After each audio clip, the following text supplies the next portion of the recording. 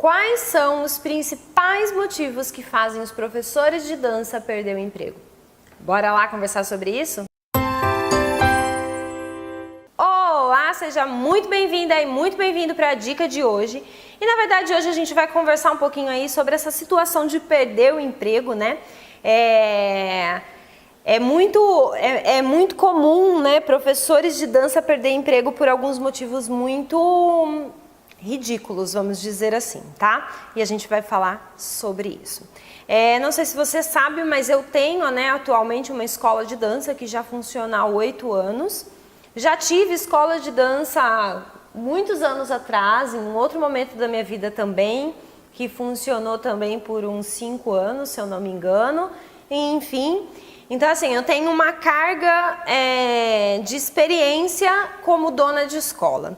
Então eu tenho bastante problemas com professores, sim, porque é natural, tá? E eu vou falar pra você hoje quais foram os problemas que teve que ter uma demissão, né? Que o professor acabou perdendo ali o emprego por conta desses problemas, tá? Então vamos lá. Bom, primeiro problema que os professores de dança acabam criando ali entre o profissional e a direção da escola e tal, é a questão das faltas. E olha, você vai ter que ser um professor ou uma professora madura o suficiente para conversar comigo agora, sim? E prestar atenção no que eu tô te falando, eu tenho certeza que só vai te ajudar, tá? É natural que quem trabalha com dança tem ali, né, uma veia mais artística, tem, né, uma personalidade mais artística, uma mente mais aberta, e aí a gente acaba se fascinando muito com as coisas e tal, e a gente se apaixona muito, todo momento, por várias coisas, né? Quem é artista tem isso. E professor de dança é um artista que também tem isso. E aí a gente se apaixona pela turma hoje, eu vou lá, dou a minha melhor aula e tal, e depois de um tempo essa paixão começa a dar uma caidinha e tal, e aí eu simplesmente hoje surgiu, sei lá, uma festa ou uma oportunidade de dançar em algum outro lugar e sei lá o quê, e eu simplesmente me apaixono por esse outro compromisso, e eu simplesmente falto. Não estou falando de avisar que eu não vou, nem entrei nisso, né? O professor que liga e fala, olha, então, hoje eu não vou poder dar aula, surgiu um compromisso e tal, e você avisou. Agora tem aquele que falta, que ele simplesmente chega 1 hora antes da aula e fala, ó, não vou, viu? Tem isso, muito comum, tá? E assim, esse aqui na escola, na Deleite, e na outra escola que eu também, né, tinha ali em sociedade com uma outra pessoa e tal, era o principal motivo de demissão.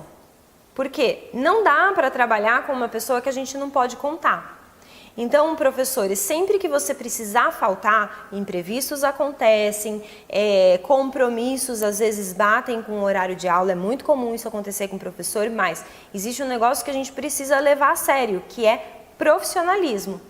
Né? E aí o profissionalismo é o quê? Eu chegar para o dono da escola, para quem dirige a escola e falar, olha, dia tal, isso é com o máximo de antecedência possível, porque aquela pessoa que você está avisando, ela vai ter que se virar para arrumar um professor substituto ou para cancelar a aula e arrumar a reposição, enfim, ela vai ter que se virar nos 30, pergunta como eu sei, né?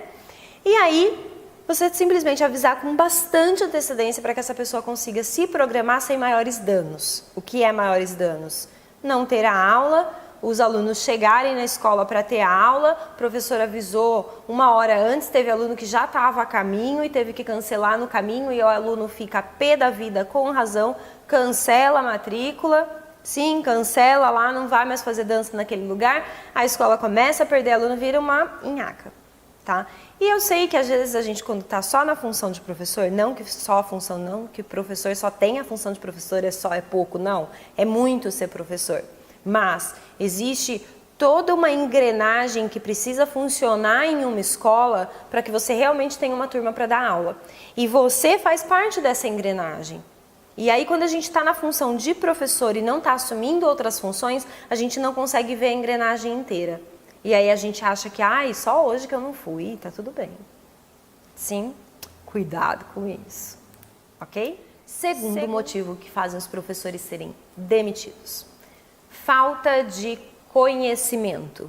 Sim, é muito comum as pessoas acharem que para dar aula basta eu saber dançar. Não basta. Sim, é muito louco, assim, porque as pessoas começam a fazer dança, começam a fazer balé ou começam a fazer alguma outra modalidade, aprende a dançar, aprende a se movimentar naquela linguagem, né, que é proposta, e aí naturalmente começa a assistir algumas aulas de algum professor, e aí de repente entra como substituto desse professor em alguns momentos e tal, e de repente quando vê já está dando aula.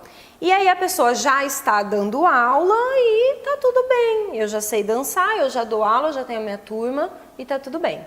A questão é, se você não buscar mais conhecimentos, cada vez mais conhecimentos, o conhecimento que você tinha, ele, não que você perde, mas ele perde o brilho.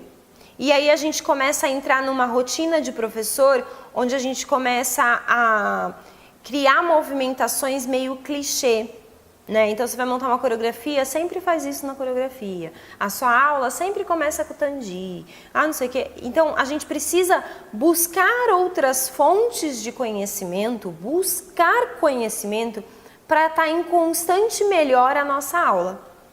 E aí quando a gente, como escola, tá? Agora falando como escola, quando eu vejo um professor estagnado no conhecimento, é questão de tempo para os alunos começarem a perder o interesse por aquela aula. E aí não tem o que fazer.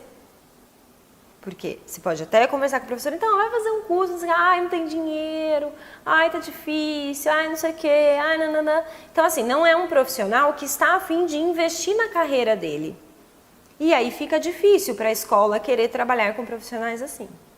Então, cuidado, busque conhecimento. Tem vários cursos online que dá para fazer, tem cursos online para professores que dá para fazer. Em breve a gente vai ter aqui o do Balé Online também, curso de capacitação voltado para balé. Mas tem cursos presenciais, tem festivais de dança que abre cursos ali, abre aulas. Mesmo que você não consiga fazer um curso específico de professor, faça aulas. Sim, achar que só a minha bagagem eu já posso ir dar aula e isso vai ser para sempre, isso é um erro, tá? Isso acaba na demissão, então cuidado, ok? Terceiro motivo que faz com que a escola acabe querendo te demitir. É um motivo muito louco, muito óbvio, mas que a maioria dos professores não enxergam. Turma vazia, sim? O que acontece? Você vai lá e começa, né, a dar aula numa escola e aí eles montam uma turma, sei lá, com 4 ou 5 alunos. Por que para a turma começar precisa de 4 ou 5 alunos? Aí você já começa a fazer conta. A mensalidade é mais ou menos tanto, 4 ou 5 dá tanto. Então o meu salário é tanto, então 4 ou 5 é o que ela precisa para pagar o meu salário, para de repente pagar a conta do ar-condicionado, o guarda que fica lá na frente e a secretária. Faltou para o aluguel, em 4 ou 5, eu não sei se ela consegue tudo isso não. Sim, a gente começa a fazer conta. Então, existe um número mínimo para eu abrir uma turma. E aí, esse número mínimo, ele precisa aumentar para que essa turma tenha retorno financeiro. Sim, para que cada vez mais a escola consiga ir fazendo melhorias na escola e arcando com os custos da escola. E aí, o professor, muitas vezes, chega nessa turma com 4 ou 5 alunos e simplesmente acomoda. Em qual sentido?